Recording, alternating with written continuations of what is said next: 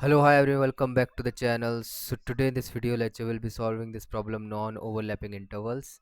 So we are given an array of intervals where interval I, that is a specific element in the intervals array, contains two elements, start and end. Okay, so this is the start of the interval, this is the end of the interval. We have to return the minimum number of intervals that we need to remove to make the rest of the intervals non-overlapping. So the intervals in the final array must be non-overlapping, right? And that's what we have to do. That's what we have to make.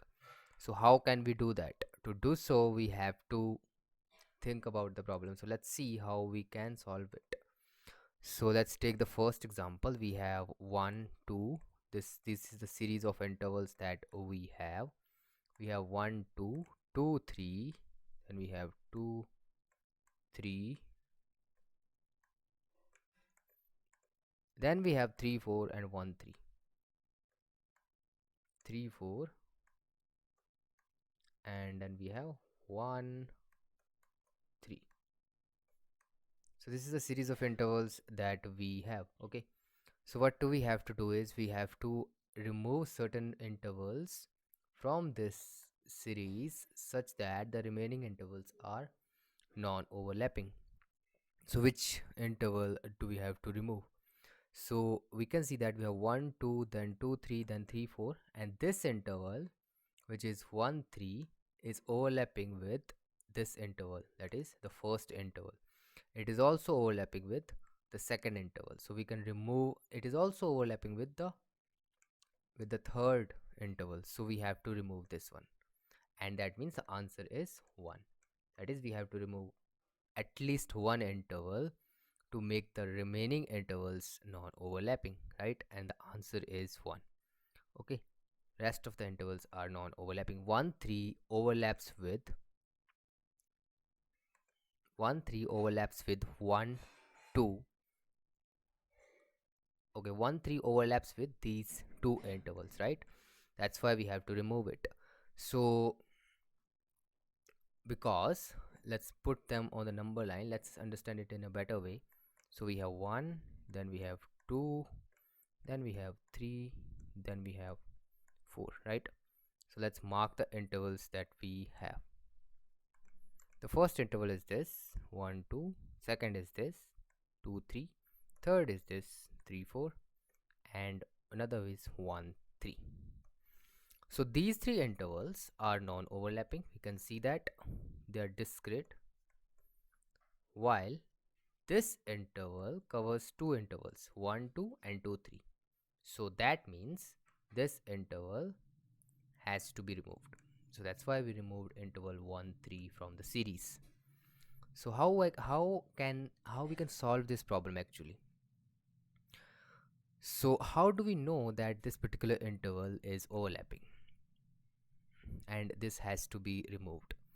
So if I sort the intervals by the second element, then the series would be 1, 2, then we'll have 1,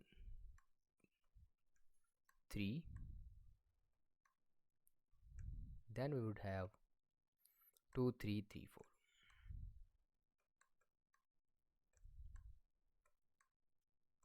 Then we'd have 3, 4. Okay, so this is a series of intervals that we have.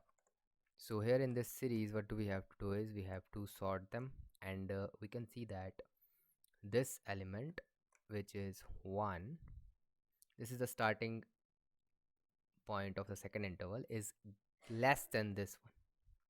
That means this is less than the second element of the given interval, and hence we have to remove it. We have to remove this interval, so we would cut it off.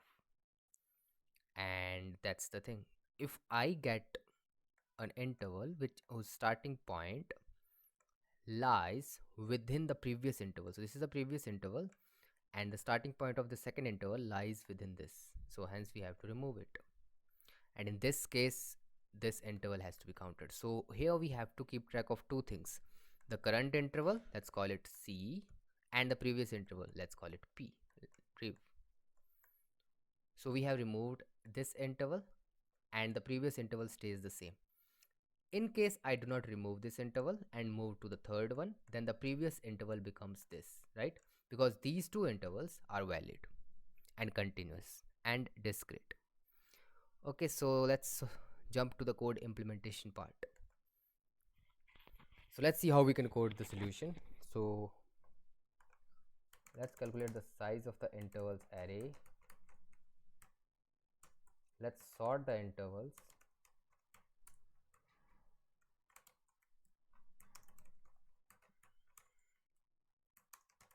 Pass in that comparator.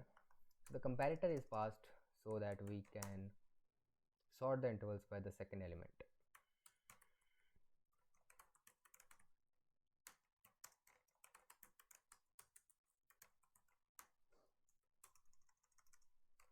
So we'll have to return a of 1 should be less than b of 1. Okay, so then let's iterate over the, let's create two variables.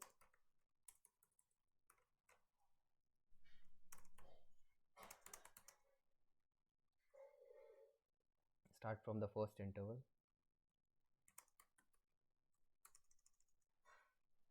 Here I will have to check intervals of I0 is, so this is the I0 means the first element is, if it is less than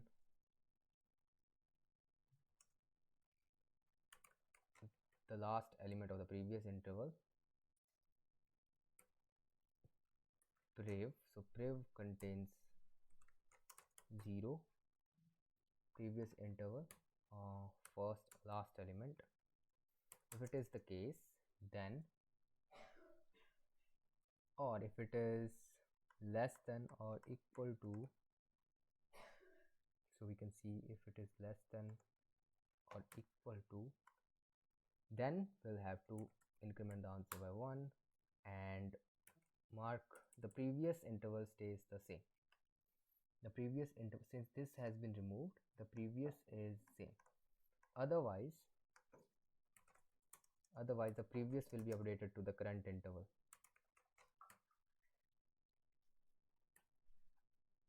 Current intervals second element.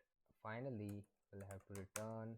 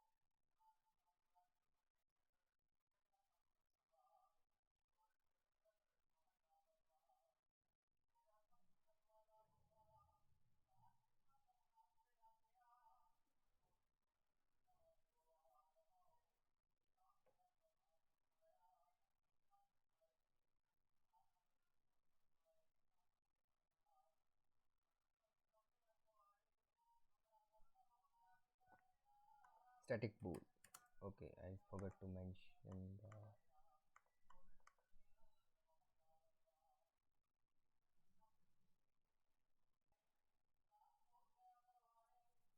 previous has to be.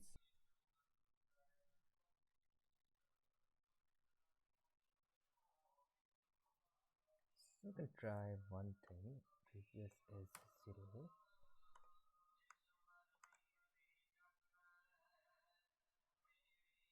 Okay, that got accepted. Let's submit it.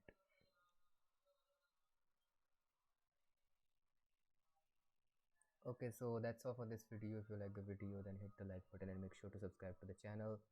And I will see you soon in my next video. Till then, take care. Bye bye.